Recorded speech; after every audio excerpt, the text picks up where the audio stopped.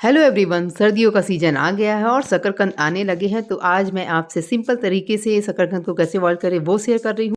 तो मैं यहाँ शकरकंद को 2 बार अच्छे पानी से धो लेती हूँ, अच्छे से साफ़ हो जाए, क्योंकि ये मिट्टियों में रहते हैं और काफ़ी गंदे रहते हैं। तो इसे अच्छे साफ़ पानी से मैंने धो लिया है और यहाँ इडली मेकर में मैंने पानी निकाल लिया है और शकरकंद को छोटे-छोटे पीसेज़ में काट लिया है। अब मैं इसमें शकरकंद को रखूँगी, जिससे शकरकंद अच्छे से स्टीम से अच्छे से पक जाएँगे।